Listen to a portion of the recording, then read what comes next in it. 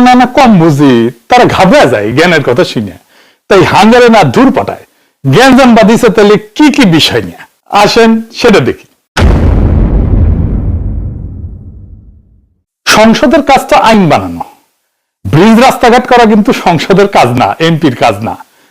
যেই টাইমে সংসদ থাকে না সেই টাইমে যদি একটা আইনের দরকার হয় তাহলে সরকার কি করবে?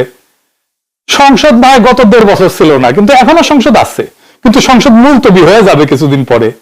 যখন মুলতবি থাকবে, সংসদ বসবে না, মিটিং হবে না, তখন কি করবে সরকার? যদি আইনের দরকার পড়ে তখন সে অধ্যাদেশ বানায় কাজ করবে। এখনো এই সরকার অধ্যাদেশ বানাইতে পারে। দুধের স্বাদ ঘোলে মিটানো যায়, গোস্ত না পাবে ঝোল দেওয়া হয়, উনটাই আর কি। কিন্তু নিয়ম হইতেছে পরে যখন সংসদ বসবি তখন এই অধ্যাদেশটা সংসদে পেশ করা লাগবে। সংসদ হয় সেগুলাকে আইন বেনে দিবে অথবা বাদ করে দিবে। অন্তর্বর্তীকালীন সরকারের সময় তো সরকারের সময় তো সংসদ ছিল না, তাই তারা অধ্যাদেশ জারি করে সরকার চালাইছে। এমনি সরকার জারি করা 133টা অধ্যাদেশের মধ্যে 98টা অধ্যাদেশ আইনে পরিণত করতে সংসদে বিল আকারে উত্থাপনের সুপারিশ করছে বিএনপি। বাকি 15টা অধ্যাদেশ সংশোধন করে বিল আকারে উপস্থাপন করার সুপারিশ করছে। আর 20টা অধ্যাদেশ আপাতত আর আইনে রূপান্তরিত হইতেছে না, মানে কার্যকারিতা হারায় যাইতেছে, ওই অধ্যাদেশ আর থাকবে না। কোন কোন অধ্যাদেশ কার্যকারিতা হারাইতেছে সেটা খুবই গুরুত্বপূর্ণ। এগুলোর মধ্যে আছে গণভোট অধ্যাদেশ, গুম প্রতিরোধ অধ্যাদেশ, মানবাধিকার কমিশন শক্তিশালীকরণ অধ্যাদেশ, দুর্নীতি দমন কমিশনের ক্ষমতা বৃদ্ধি অধ্যাদেশ, বিচার বিভাগের আলাদা সচিবালয় অধ্যাদেশ, বিচারক নিয়োগের পদ্ধতি সংক্রান্ত অধ্যাদেশ। এইগুলা গুরুত্বপূর্ণ অধ্যাদেশ। আমি প্রশ্ন হইতেছে, এইগুলা কেন আইন বানাইতেছে না বিএনপি? একটা একটা করে আলাপ করা দরকার। আজকে আমরা শুধু গুম নিয়ে আলাপ করব। কেন বিএনপি গুম বিষয়ক অধ্যাদেশ করতেছে না? তাহলে কি বিএনপি চায় না যে গুম বন্ধ হোক, মানবাধিকার কমিশন শক্তিশালী হোক? আসেন এক এক করে দেখি। আজকে শুধু দেখবো আমরা গুম নিয়ে। আপনাদের মনে আছে সেনাবাহিনীতে যে সমস্ত সদস্য গুমের সাথে জড়িত তাদের সামরিক আইনে বিচারের দাবি তুলেছিল ওয়াকারানন্দ প্রভুপাদ। এরপরে অনেকে এই দাবিতে মাঠে নেমেছিল। প্রভুপাদ কেন আপনার ধরেছিল মার্শাল ল কোর্টে বিচার করতে দিতে হবে? কারণ সেনাবাহিনীর মোরাল নাকি নষ্ট হবে যদি তাদের আইসিটিতে বিচার করা হয়। মার্শাল ল আইনে গুম কোনো অপরাধ না, তাই মার্শাল ল কোর্টে বিচার করলে সবাই খালাস পেয়ে যাবে। কর্নেল ফারুক, মেজর ডালিমকে মার্শাল ল কোর্টে বিচার করা হয়েছিল। অপরাধ করলে বিচার হবে। গত 15 বছরে সেনাবাহিনীর মোরালকে ঘুমাইতেছিল। নির্বাচনের আগে ওয়াকারানন্দ প্রভুপাদ গুম খুনে জড়িতদের রক্ষার জন্য বিভিন্ন রাজনৈতিক দলের নেতাদেরকে সাথে নিয়ে নানা প্রস্তাব দিয়ে আসতেছিল যে আমরা নির্বাচনে হেল্প করবো, তোমাদের জিতাই নিয়ে আসবো। কেউই টপ গোলে নাই, বিএনপি টপটা গিলিছে, ইঞ্জিনিয়ারিং করে 2/3 মেজরিটি পাইছে। পার্থ কইছে না আমাদের সংবিধান পরিবর্তনের জন্য 51% জনগণ ভোট দিছে। শুনেন, জনগণ কিন্তু সংবিধান পরিবর্তন করার জন্য 51% ভোট আমাদেরও দিয়েছে। শুনেছেন? এই যে 2/3 মেজরিটি নিয়ে কলার ঝাঁকানো পার্থ, এটা বিএনপির দরকার ছিল, বিএনপির দেওয়া হয়েছে। এটা খুবই ক্রুশিয়াল। এই 2/3 মেজরিটি কে দিছে?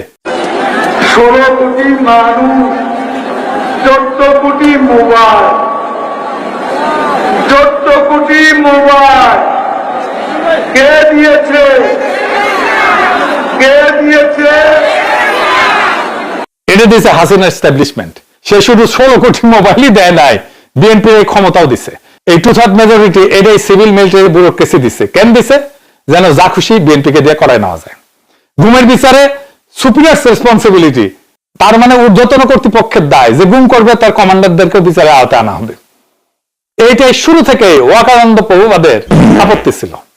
তাই বিএনপি ক্ষমতায় আসার সাথে সাথে যে দাসখত লিখে দিয়ে এসেছে তার মধ্যে সবচেয়ে গুরুত্বপূর্ণ ছিল গুম অধ্যাদেশ বাতিল করতে হবে। আমি ব্যানে করছি না। শিলং সালাউদ্দিন নিজেই কইছে যে পূর্বের অধ্যাদেশে সংজ্ঞাগত কিছু জটিলতা ছিল যা গুমের প্রকৃত নির্দেশদাতা শনাক্ত করা কঠিন করে তোলে। নির্দেশদাতা শনাক্ত করা কঠিন মানে কি? মানে সুপিরিয়র রেসপন্সিবিলিটি ক্লজ, ঊর্ধ্বতনের দায়িত্ব, এটা কাজ করতেছিল, কমান্ডারদের ধরা যাইতেছিল, সেটাই সমস্যা।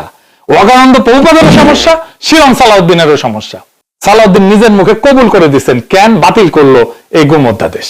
এবার বুঝেছেন তো কার দোষ? হ্যাঁ, তুমি ছায়াবাজি পুতুল রূপে বানাইয়া মানুষ, যেমনি নাচাও তেমনি নাচি, পুতুলের কি দোষ, বিএনপির কি দোষ? এটা ওয়াকারানন্দ প্রভুপাদের দোষ। সে চাইছে, সেই নাচাইতেছে পিছন থেকে। সে নাকি নতুন করে এটা করবে ঘুমে। তো ওইটাতে গুমের সংজ্ঞা বদলাবে। কি সংজ্ঞা বদলাবে? জাতীয় নিরাপত্তার স্বার্থে আটক হইলে গুম না। তো হাসিনা কোন যুক্তিতে আটক রাখতো? জাতীয় নিরাপত্তার স্বার্থে দেখাই তো আটক রাখতো। এখন বিএনপি একই কাম করতে চায়, সেই লাইসেন্স চায়, তাহলে গুম প্রতিরোধ আইন করে লাভ কি? জাতীয় নিরাপত্তার কারণ দেখা আটক রাখলে সেটা যদি গুমই না হয়, তাহলে তো গুম প্রতিরোধ আইন বানানোর দরকার নাই। কিরকম জাউরের মধ্যে দেখেছেন? হ্যাঁ, 2 মাস হয়নি জাউরামো শুরু করে দিছে। বিএনপি যে গুম অধ্যাদেশ বাতিল করলো, তো বিএনপির আর্গুমেন্টটা কি? অনেকগুলো আর্গুমেন্ট আছে, আমরা সবগুলো একটা একটা করে দেখতেছি আর সবগুলোই খন্ডাইতেছি। কারণ হিসাবে আইন উজির কইছে গুমের শাস্তি মাত্র 10 বছর ছিল, তাই এটা নাকি বাড়াইবে ন্যায় বিচার নিশ্চিত করার জন্য। আগে শুনেন। গুমের যারা অপরাধী সর্বোচ্চ শাস্তি মৃত্যুদণ্ড কিংবা যাবজ্জীবন কারাদণ্ড। গুমের যে আইনটার কথা বলা হয়েছে অর্ডিন্যান্সে, সেখানে 10 বছর পর্যন্ত সাজা দেওয়ার সুযোগ রাখা হয়েছে। মাননীয় স্পিকার, শুনেছেন? এবার দেখেন গুমের শাস্তি কি ছিল গুম অধ্যাদেশে, দেখেছেন? মৃত্যুদণ্ড ছিল। তাইলে কেন মিশা কথাটা কইলো এ ভালসুন টাকলা? কারণ আর কিছু না, যুক্তি নাই, কোনো আবিষ্কার করেছে এই যুক্তি। আর এমনই দেখুক, সে মনে করে কেউ বুঝবে না, তারে ধরতে পারবে না। হ্যাঁ, এর টাকলা ভালসুন যে যুক্তিগুলা মাশাআল্লাহ কই থেকে আবিষ্কার করে আল্লাহ জানে। ওই নাকি উকিল, আদালতে কি বালের যুক্তি দিত কে জানে। আরো কে কি কইছে এটা গুমের সাথে যুক্ত না, তাও একটু দেখেনি। বিরোধী দলের সদস্যদের উদ্দেশ্য করে কইছে, আপনারা বলছে যে 72-এর সংবিধান মানেন না, অথচ এই সংসদ সদস্য হিসেবে শপথ নিয়েছেন ওই সংবিধানের আলোকেই। সংবিধান প্রেমী এসে গেছে। 72-এর সংবিধান হাসিনার চাইতে বেশি প্রেম 72-এর সংবিধানের সাথে। এই আন্তর্জাতিক খ্যাতি সম্পন্ন গেজেটেড বালচুন, বালচুন, বিরোধী দল কইছে নাকি রে যে 72-এর সংবিধান মানি না? কই কইছে? দেখা কই কইছে? জামাত এনসিপি ধরবেন, তারে প্রমাণ দিতে কইবেন, নয়তো তার বক্তব্য এক্সপান্স করার দাবি তুলবেন। এনসিপি জামাত বলছে 72-এর সংবিধান সংস্কার করতে হবে এবং গণভোটে জনগণ সেই সংস্কারের পক্ষে রায় দিছে। সংবিধান সংস্কার করতে চাওয়া আর সংবিধান না মানা কি এক কথা নাকি? এটা বালচুন টাকলা চান্দি থাপড়া দিয়ে তোর বুদ্ধি বের করে দেব। সংবিধানের 142 অনুচ্ছেদে সংশোধনের পদ দিছে, তো তাহলে সংশোধন চাওয়া সংবিধান বিরোধী হয় কিভাবে? বালচুন। তার মানে সংস্কার চাওয়া আর সংবিধানকে না মানা দুটো এক করে ফেলছে। এটা শয়তানি। তাও কিলি প্যাস হলে কথা ছিল, এটা কুট না প্যাস। কারণ আরো আছে তার বচন। কইছে জুলাই সনদের 22 নম্বর ক্লজ অনুযায়ী স্বাক্ষরকারী দলগুলো কমপক্ষে 5% নারী প্রার্থী দেবে। বিএনপি প্রায় 5% দিছে, কিন্তু জামাত আর এনসিপি একজনকে মনোনয়ন দেয়নি। জামাত এনসিপি নাকি মনোনয়ন দেয়নি। এনসিপি মনোনয়ন দিছে না, ওরা ধরবেন। এনসিপি তো মনোনয়ন দিছে, কতগুলো নারীকে মনোনয়ন দিছে দেখ বালচুন টাকলা। এ বালচুন, জুলাই সনদ তো বাস্তবায়ন হইতে হবে, তারপর না কওয়া যাবে যে মানছে না মানে নাই। আগে তো কবুল করতে হবে, তারপর না বাচ্চা পয়দা করে দেখাবে যে পারিস তুই। কবুল না করে বাচ্চা পয়দা করে কইতেছি কয়া যে আমি বাচ্চা পয়দা করেছি, আর একজনকে কইতেছে যে জাউরা বাচ্চা কেন পয়দা করেন না। হ্যাঁ, আদালতে সব যুক্তি দিতিস নাকি রে? হ্যাঁ টাকলা, মক্কেল তো কোনো কিছু জিততো না মনে হয়। আবার কইছে জামাত রাষ্ট্রপতির ভাষণ বয়কট করেছে, অথচ রাষ্ট্রপতি স্বাক্ষরিত গণভোটাদেশ মানতে চায়। এটা জামাতের নাকি মুনাফিকি চরিত্র। হ্যাঁ, প্রথমত সংসদের ধর্মীয় পরিভাষা ব্যবহার করে বিরোধী দলকে আক্রমণ করা একজন আইনমন্ত্রীর পক্ষে চরম আনপ্রফেশনাল, পার্লামেন্টারি ডেকোরামের একটা লঙ্ঘন। এইখানে স্পিকার নীরব, কবি নীরবে থাকে এই সময় যখন এরা পার্লামেন্টারি ডেকোরাম ভঙ্গ করে তার নিজের দলের লোকেরা। আমি জানি না বিরোধী দল কিছু কইছিল কিনা, এক অদ্ভুত ব্যাপার। সংসদীয় রীতি নীতি, রুলস অফ বিজনেস, ডেকোরাম, এই সমস্ত কিছু জন্ম হয়েছে বিরোধী দলের ভয়েসকে প্রমিনেন্ট করার জন্য। আর সরকারি দল এইগুলোকে ব্যবহার করতেছে নির্লজ্জভাবে বিরোধী দলের কণ্ঠরোধ করার জন্য, স্তব্ধ করার জন্য। আজীব বাত, আজীব বাত। মানে জাউরামোর একটা সীমা আছে তো। মানে এগুলো সব ফার্স্ট ক্লাস আন্তর্জাতিক মানে গেজেটেড জাউরা। যাই হোক, যুক্তিটাই ভুল। রাষ্ট্রপতির ভাষণ বয়কট একটা রাজনৈতিক প্রতিবাদ। বিশ্বের সকল সংসদে বিরোধী দল সময় সময় এটা করে। আর রাষ্ট্রপতি স্বাক্ষরিত অধ্যাদেশ মানা একটা আইনি বাধ্যবাধকতা। এই দুইটা তো সম্পূর্ণ আলাদা ক্যাটাগরি। এই দুইটাকে এক জায়গায় এনে কইতেছে মুনাফিকি। আর তৃতীয়ত, বিএনপি নিজেও তো রাষ্ট্রপতি স্বাক্ষরিত ইমপ্লিমেন্টেশন অর্ডার, জুলাই সনদ বাস্তবায়ন আদেশ এটা মানতেছে না। তাহলে আইনমন্ত্রী নিজের দলকে মুনাফিক নাকি? ওই মুনাফিকের দল করে নাকি? শালা টাকলা টাকলা। এবার আসেন দেখি আর এক ভাল শুন চিফ প্রসিকিউটর কি কইছে। ওই কইছে যে গুম অধ্যাদেশ লাগে না, আইসিটিতে একটি গুম আগে থেকে আছে। এ ভাল শুন, আগে থেকে কোথায় ছিল? 2024-এর আগস্টের আগে বাংলাদেশে কোন আইনে গুম শব্দটা ছিল না, আইসিটি একটাও ছিল না। 15 বছর মানুষ গুম হয়েছে, কিন্তু গুম আইনের চোখে অপরাধী ছিল না। প্রফেসর ইউনূসের সরকার এসে এই আইসিটি অ্যাক্টে গুম ঢুকাইছে, আলাদা করে গুম অধ্যাদেশ বানাইছে। দুইটা একই সরকারের কাজ। বিএনপি বলতেছে একটা রাখবো আর একটা ফেলবো। কেন? প্রশ্ন হইতেছে কোনটা ফেলতেছে আর কোনটা রাখতেছে, সেটা দেখতে হবে। কেন একটা ফেলতেছে একটা রাখতেছে?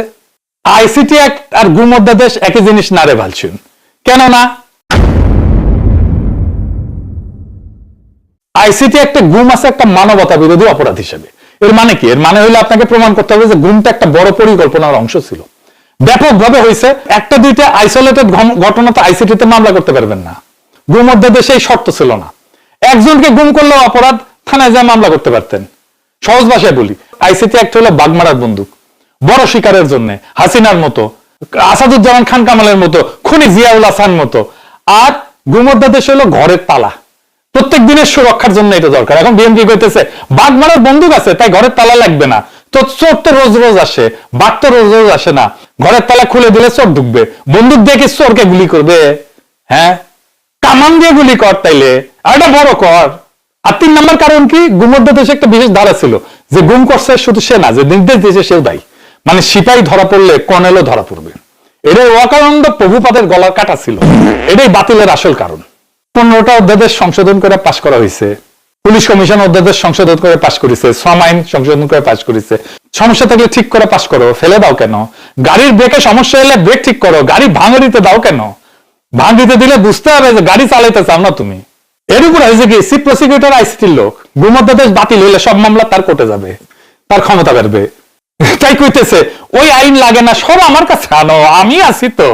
দোকানদার কইতেছে পাশের দোকানে যাওয়ার দরকার নাই, সব আমার দোকানেই পাবেন। হ্যাঁ, এটা তো পরামর্শ না, এটা তো নীতির কথা না, এটা আইনের কথা না, এটা ব্যবসা। ব্যবসা, ওইখান থেকে আসবে আর টাকা খাবা। তোমার বিএনপির লোকজন তো টাকা খায় ওইখান থেকে, দেখছে তো। আর মজার কথা, নিজেই করছে আজ যে সংশোধনী পাশ হয়েছে সেটা পুরো টেক্সচার পড়েনি, কিন্তু ভক্তি না ঝাড়বি ওই আর পড়েনি, কিন্তু বলে দিতেছে গুম অধ্যাদেশ লাগে না। প্রেসক্রিপশন না পড়ে বলতেছে ওষুধ লাগবে না। এটা কোন ধরনের ডাক্তারি রে বালচুন? এরকম কনফিডেন্সের সাথে বলে যাওয়া আরেকজন হইতেছে শিরম সালাউদ্দিন।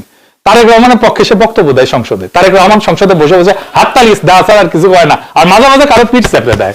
এই সংসদের সবচেয়ে জোরালো কণ্ঠ হইতেছে শিলং সালাউদ্দিনের। তারেক রহমান বসে থাকে কিছু না বইলা, কথা বলে শিলং সালাউদ্দিনের দিয়া। দেখেন, জনাব সালাউদ্দিন আহমদ সংসদ নেতার পক্ষে বক্তব্য রাখছেন। মাননীয় স্বরাষ্ট্রমন্ত্রী। মাননীয় স্পিকার, আপনাকে ধন্যবাদ। ইয়েস, মাননীয় স্পিকার, আমি মাননীয় সংসদ নেতার পক্ষে বক্তব্য রাখছি। মাননীয় সংসদ নেতা সর্বশেষে বক্তব্য রাখবেন কিনা সেটা তার প্রিরোগেটিভ, কেউ ডিকটেট করতে পারে না, এটাই বিধি। দেখেছেন, সে দেখেন কনফিডেন্টলি কইতেছে সংবিধান সংস্কার হয় না, সংশোধন হয়।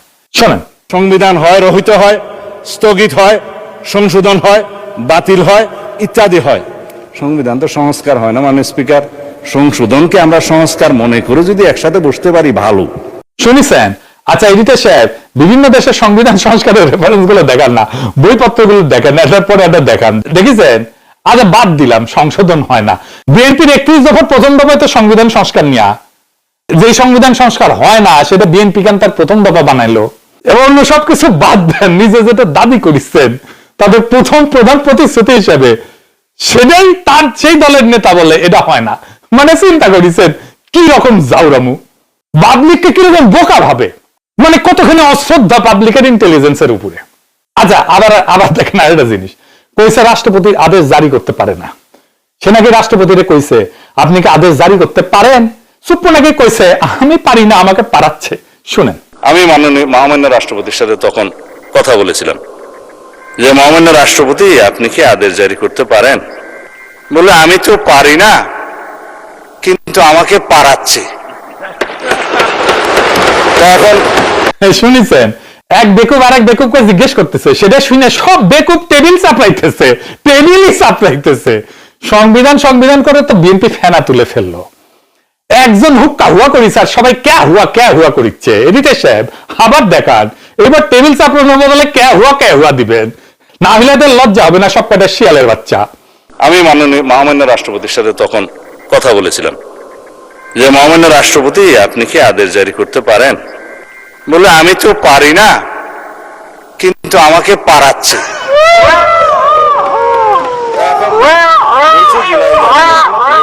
সংবিধান করে, সংবিধান পড়ে দেখিস তোরা? পড়ে তো দেখিস নাই। আসেন সংবিধানে দেখি রাষ্ট্রপতি আদেশ দিতে পারে কিনা।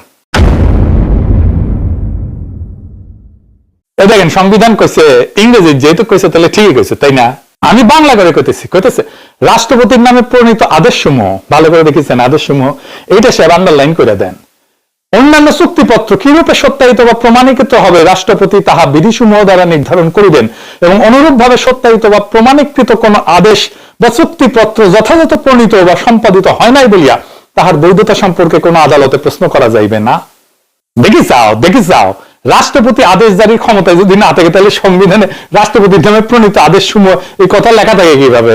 কেমনে থাকে? উল্টা পাল্টা যা খুশি কইতেছে আর সবাই টেবিল চাপড়াইতেছে। কোন কিসিমের বেকুব হইলে এই কাজ করে? এখানে আরো যুক্তি আছে। শিলং সালাউদ্দিন কইছে যে 7 এপ্রিল 73-এর পরে রাষ্ট্রপতির অর্ডার জারির ক্ষমতা শেষ। আর্টিকেল 152 অনুসারে একটা হচ্ছে ল, আরেকটা হচ্ছে এক্সিস্টিং লস।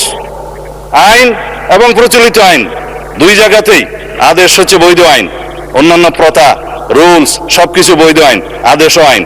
কিন্তু এই আদেশ ছিল, কিন্তু আদেশ জারি করার ক্ষমতা 1973 সালের 7 এপ্রিলের পর রাষ্ট্রপতির আর রইল না। এখানে শিলং সালাউদ্দিন আবারও দারুণ একটা চালাকি করেছে। এরকম সিকনা চালাকি সে কিন্তু মাঝে মাঝে করে। কি সেই চালাকি? আসেন একটু বুঝে দেখি। রাষ্ট্রপতির 2 ধরনের ক্ষমতা আছে। 1 নম্বর আইন বানানোর ক্ষমতা, যেটা অধ্যাদেশ দিয়ে করে। 2 নম্বর সরকার চালানোর ক্ষমতা। তার মানে আইন বানানোর ক্ষমতা, সরকার চালানোর ক্ষমতা। 71 থেকে 73 পর্যন্ত বাংলাদেশে কোনো সংসদ ছিল না। তখন রাষ্ট্রপতি নিজেই আইন বানাতো। এগুলোকে বলা হয় প্রেসিডেন্টস অর্ডার। 73 সালে প্রথম সংসদ বসার পরে এই ক্ষমতা শেষ হয়ে যায়, কারণ এখন তো সংসদ আছে। আইন বানাবে সংসদ, রাষ্ট্রপতি না।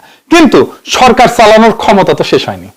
সংবিধান নিজেই বলছে বাংলাদেশের সকল নির্বাহী কাজ রাষ্ট্রপতির নামে হয়। রাষ্ট্রপতি প্রতিনিয়ত এক্সিকিউটিভ অর্ডার দেয়, নোটিফিকেশন জারি করে, ডাইরেক্টিভ দেয়। এটা তার সাংবিধানিক ক্ষমতা। এইটা 1973-এ শেষ হয়নি, 2026-এও শেষ হয়নি। ও ভালসুন রাষ্ট্রপতি হয়েছে তো হাসিনার পাঁচ হইয়া, হাসিনারে কদম বসি কইরা, ও কি জানবে? শিলং সালাউদ্দিন কি করছে? এই 2টা ক্ষমতাকে ইচ্ছাকৃতভাবে গুলাই দিছে। ও বলতেছে 73-এর পর রাষ্ট্রপতির অর্ডার জারির ক্ষমতা শেষ। শুনে মনে হয় রাষ্ট্রপতি কোনো আদেশই দিতে পারে না, কিন্তু আসল কথা হলো আইন বানানোর বিশেষ ক্ষমতা শেষ হয়েছে, সরকার চালানোর ক্ষমতা শেষ হয়নি। কিন্তু আইন বানানোর যে বিশেষ ক্ষমতা আবার ফিরে আসছে তত্ত্বাবধায়ক সরকারের আমলে অধ্যাদেশের মাধ্যমে। জুলাই সনদ বাস্তবায়ন আদেশ কি করছে? এটা নতুন কোন আইন বানায়নি, এটা একটা এক্সিকিউটিভ ডাইরেক্টিভ, যেখানে বলা হয়েছে গণভোট কিভাবে হবে, ফলাফলের পর কি হবে, কনস্টিটিউশন রিফর্ম কাউন্সিল কিভাবে গঠিত হবে। এটা সরকার পরিচালনার অংশ, আইন প্রণয়ন না। এটা সহজ উদাহরণ দিই। ধরেন আপনার বাড়িতে বাবা আছে, বাবার 2টা কাজ, পরিবারের নিয়ম বানানো আর পরিবার চালানো। এখন ছেলে বড় হয়ে গেলে বাবা হয়তো বলবে নিয়ম এখন থেকে সবাই মিলে বানাবো। কিন্তু তার মানে কি বাবা পরিবার চালানো বন্ধ করে দিছে?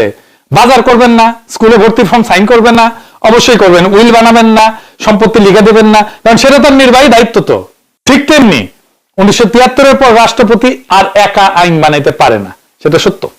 কিন্তু রাষ্ট্রপতি সরকারের প্রধান নির্বাহী হিসেবে আদেশ জারি করতে পারে, সেটাও সত্য। শিলং সালাউদ্দিন প্রথম সত্যটা বলে দ্বিতীয় সত্যটা লুকাইতেছে। সবচেয়ে বড় কথা, এই একই রাষ্ট্রপতি এই একই সময় 133টা অধ্যাদেশ জারি করছে। সেগুলোর 98টা বিএনপি সরকার আইনে পরিণত করছে। তার মানে বিএনপি মানছে যে রাষ্ট্রপতির ক্ষমতা ছিল, কিন্তু একই রাষ্ট্রপতি যখন ইমপ্লিমেন্টেশন অর্ডার জারি করে তখন বলে তার ক্ষমতা ছিল না। কি চমৎকার!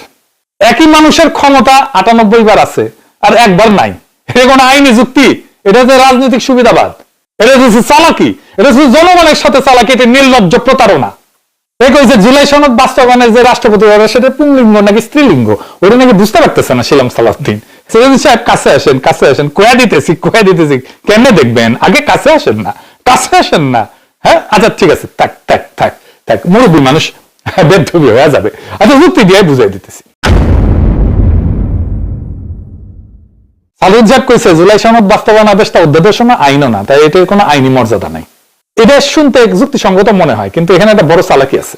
সালাউদ্দিন এমন ভাবে বলতেছে যেন পৃথিবীতে শুধু 3টা জিনিস আছে, হয় আইন, না অধ্যাদেশ, নয়তো শূন্য, মাঝখানে আর কিছু নাই। এই 3টার কোনোটা যেটা না, সেটা আবর্জনা। এটা সত্য না। একটা দেশ চালাইতে শুধু আইন আর অধ্যাদেশ দিয়ে হয় না। প্রত্যেকদিন সরকার চালাইতে রাষ্ট্রপতি এক্সিকিউটিভ অর্ডার দেয়, নোটিফিকেশন জারি করে, গেজেট নোটিফিকেশন প্রকাশ করে, ডাইরেক্টিভ দেয়, রুল বানায়। এর কোনোটাই আইন না, অধ্যাদেশ না, কিন্তু সবগুলোরই আইনি মর্যাদা আছে। কেউ বলে না যে এটা তো এক না, তাই মানবো না। এমনকি রাষ্ট্রপতির আনুষ্ঠানিক ইচ্ছা বা আকাঙ্ক্ষা প্রকাশও একটা এক্সিকিউটিভ ডাইরেক্টিভ হিসেবে কাজ করতে পারে। সংবিধানের 48 অনুচ্ছেদ অনুযায়ী বাংলাদেশের সকল নির্বাহী কাজ রাষ্ট্রপতির নামে পরিচালিত হয়। রাষ্ট্রপতি যখন অনানুষ্ঠানিকভাবে কোনো বিষয়ে তার ইচ্ছা বা অভিপ্রায় ব্যক্ত করে, সেটা একটা সাধারণ মানুষের ইচ্ছা না, এটা রাষ্ট্রপ্রধানের সাংবিধানিক অবস্থান থেকে আসা নির্দেশনা। আপনারাই তো চুপ্পুর সাংবিধানিক অবস্থান নিয়ে হইচই বাঁধাইছেন, এখন মানতেছেন না কেন? এটা ব্রিটিশ সাংবিধানিক ঐতিহ্যে এটাকে বলা হয় royal pleasure, at his or her majesty's pleasure, রাজার ইচ্ছাই নির্দেশ। বাংলাদেশের সংবিধানের একই কাঠামোতে তৈরি। রাষ্ট্রপতির আনুষ্ঠানিক অভিপ্রায় এক্সিকিউটিভ অ্যাকশনের ভিত্তি। ইন্ডিয়ান সংবিধানেও in the pleasure of the president এই ধারণাটা সরাসরি আছে, এবং ভারতীয় এবং বাংলাদেশি সাংবিধানিক ঐতিহ্য একই উৎস থেকে আসা। সেজন্যই তো এই সংবিধান এত পছন্দ। এই সংবিধানই মানেন, আমরাই মানাই দিচ্ছি, আমরা বুঝে দিচ্ছি এর মধ্যেই আছে সমস্ত হিসাব কিতাব। তাহলে ব্যাপারটা কি দাঁড়ায়? রাষ্ট্রপতি শুধু যদি মুখে বলে যে আমি এটা চাই, সেটা যদি আনুষ্ঠানিক প্রেক্ষাপটে হয় তাহলে সেটা একটা ডাইরেক্টিভ। আর যদি জুলাই সনদ বাস্তবায়ন মুখে বলা না, এটা লিখিত গেজেটে প্রকাশিত আনুষ্ঠানিকভাবে জারিকৃত একটা ইনস্ট্রুমেন্ট, তাহলে রাষ্ট্রপতির ইচ্ছা প্রকাশী ডাইরেক্টিভ হইতে পারে। তাহলে তার আনুষ্ঠানিকভাবে জারি করা লিখিত আদেশ কেন ডাইরেক্টিভ হবে না? একটা সহজ উদাহরণ দিই। ধরেন আপনি একটা অফিসে কাজ করেন, বস 3 ধরনের কাজ করতে পারে। চাকরির নিয়োগপত্র দিতে পারে, অফিসের পলিসি বানাইতে পারে, আর দৈনন্দিন নির্দেশনা দিতে পারে। এমনকি বস যদি মিটিং এ বলে আমি চাই পরের কোয়ার্টারে এই প্রজেক্ট শেষ হোক, সেটাও একটা ডাইরেক্টিভ। কেউ বলে না বস এটা তো লিখিত পলিসি দেন নাই, তাই মানবো না। বসের আনুষ্ঠানিক ইচ্ছা প্রকাশই যথেষ্ট। এখন বসের ইচ্ছা প্রকাশ করলেই যদি সেটা ডাইরেক্টিভ হয়, তাহলে বসের একটা আনুষ্ঠানিক মেমো সহ লিখে সই করে সবাইকে পাঠায় যদি বলে এটা এই কাজ এইভাবে হবে, তাহলে সেটা তো আরো শক্তিশালী ডাইরেক্টিভ। কেউ কি বলবে এটা তো নিয়োগপত্র না, পলিসিও না, তাই মানবো না? অবশ্যই না, কারণ বসের কাছ থেকে আসছে, বসের অথরিটি আছে এবং তার দায়িত্বের মধ্যেই পড়ে। এটা নাম কি সেটা গুরুত্বপূর্ণ না, কার কাছ থেকে আসছে এবং তার ক্ষমতা আছে কিনা ওইটা সাইন করার, সেটা গুরুত্বপূর্ণ। জুলাই সনদ বাস্তবায়ন আদেশ তো ঠিক এই জায়গায় পড়ে। এটা অ্যাক্ট না, কারণ সংসদ তখন ছিল না। এটা অর্ডিন্যান্স না, এটাকে সেই ফরম্যাটে জারি করা হয়নি। এটা একটা এক্সিকিউটিভ ইনস্ট্রুমেন্ট, রাষ্ট্রপতি তার নির্বাহী ক্ষমতায় সরকারের পরামর্শে রাষ্ট্র পরিচালনার অংশ হিসেবে জারি করছে। রাষ্ট্রপতির ইচ্ছা প্রকাশে যখন ডাইরেক্টিভ, তখন তার আনুষ্ঠানিকভাবে জারি করা গেজেটে প্রকাশিত লিখিত আদেশ, এটা তো অনেক বেশি শক্তিশালী ইনস্ট্রুমেন্ট। সালাউদ্দিন যখন বলে এটা অধ্যাদেশ না, আইনও না, তখন আসলে বলতেছে রাষ্ট্রপতির নির্বাহী ক্ষমতা বলে কিছু নাই, রাষ্ট্রপতির ইচ্ছা অভিপ্রায় নির্দেশনা কোনটির মূল্য নাই, যদি না সেটা আইন বা অধ্যাদেশ নামে আসে। এটা সংবিধানের এক্সিকিউটিভ পাওয়ার ফ্রেমওয়ার্ককে অস্বীকার করে। সবচেয়ে মজার কথা, এই একই রাষ্ট্রপতি একই সময় নির্বাচন কমিশনকে নির্বাচন পরিচালনার নির্দেশ দিচ্ছেন। সেটা কি অ্যাক্ট ছিল না অর্ডিন্যান্স ছিল? সেটা তো এক্সিকিউটিভ ডাইরেক্টিভ ছিল, কিন্তু সেই ডাইরেক্টিভ মেনে নির্বাচন হয়েছে। সেই নির্বাচনে সালাউদ্দিন সাহেব সংসদ সদস্য হয়েছে। রাষ্ট্রপতির ইচ্ছায় নির্বাচন হলে সমস্যা নাই, কিন্তু রাষ্ট্রপতির আনুষ্ঠানিক আদেশে গণভোটের ব্যবস্থা হলে সেটা হঠাৎ শূন্য হয়ে যায়। একই ক্ষমতা, একই রাষ্ট্রপতি, একই সময়কাল, কিন্তু একটা মানবেন আর একটা মানবেন না।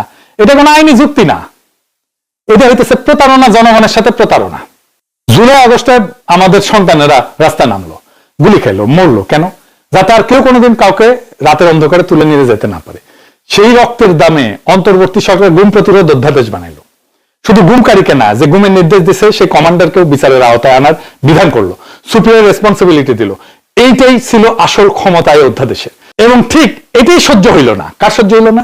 যারা গত 15 বছর গুম করছে তাদের, যারা নির্দেশ দিছে তাদের। ওয়াকারন্দ মাঠে নামাইলো, মার্শাল ল কোর্টে বিচার চাই কেন? কারণ মার্শাল লতে গুম অপরাধী না, বিচার হইলে সবাই খালাস। সেটা তো হইল না, তাই প্ল্যান বি, গুম অধ্যাদেশটাই বাতিল করে দাও। বিএনপিকে উপহার দেওয়া হলো 2/3 মেজরিটি, টিকিট প্রাইস কি? গুম অধ্যাদেশ বাতিল। বিচার বিভাগের স্বাধীন সচিবালয় বাতিল, বিচার নিয়োগের স্বচ্ছ প্রক্রিয়া বাতিল, দুদকের ক্ষমতা বৃদ্ধি বাতিল, মানবাধিকার কমিশন শক্তিশালীকরণ বাতিল। 20টা অধ্যাদেশ একটার পর একটা, সবগুলো একই জায়গায় আঘাত করতেছে। কোন জায়গায়? অ্যাকাউন্টেবিলিটি, জবাবদিহিতা।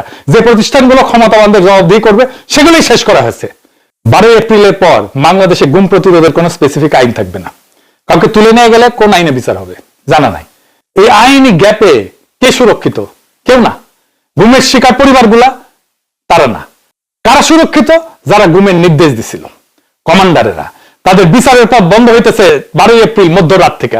ওরা ভাবতেছে 2/3 মেজরিটি আছে, যা খুশি করতে পারবো। মনে রাখেন, এই মেজরিটি আপনাদের নিজের না, এটা ধার করা মেজরিটি। যারা দিছে তারা ফেরত নিতে জানে। দিছে ডিপ স্টেট, ফেরত নেবে ডিপ স্টেট। আর যেদিন আপনাদের দরকার পড়াবে সেদিন আপনাদের পাছায় লাথি বেড়া ওই একই যন্ত্র আপনাদের বিরুদ্ধে ব্যবহার করা হবে। তখন গুম প্রতিরোধ আইন খুঁজবেন আপনি, সালাউদ্দিন সাহেবও খুঁজবে, পাবে না, কারণ নিজেই বাতিল করে দিয়ে গেছে। এটা ধরা পড়ে যাবে তুমি রঙ্গিলা জালে। তখন হ্যাগন কইরা আমি তো নিমিত্ত মাত্র, আমাদের তো অন্য কেউ নাচায়। হ্যাঁ, তুমি ছায়াবাজি পুতুল রূপে বানাইয়া মানুষ যেমনি নাচাও তেমনি নাচি, পুতুলের কি দোষ? আর পুতুলের দোষ আছে, কারণ পুতুল যখন জানে যে সে পুতুল, তখন নাচা বন্ধ করার দায়িত্ব তার নিজের। আপনার নিজের কবর নিজে খুঁড়তেছেন, আর খুঁড়তে খুঁড়তে আনন্দ করতেছেন। গত 16 বছরের বিএনপির আমরা দেখেছি, তার শক্তি দেখছি, দুর্বলতাও দেখছি। আপনাদের নেতা কর্মীরা আমাদের কয়েকজনের দিকে তাকায় থাকতো, প্রতিরোধের মিটি মিটি আগুন আমরাই জ্বালায় রাখছিলাম। আপনারা যে টিকে ছিলেন তার কারণও ছিলাম আমরা মুষ্টিমেয় কয়েকজন। এরপরে যখন গাদ্দায় পড়বেন কাউরে পাইবেন না। এখন যারা চারিদিক থেকে ঝেঁপে পড়ে আপনাদের উপরে, তারাই এই 16 বছরে কোথাও ছিল না, থাকলে বালুর ট্রাক দিয়ে খালেদ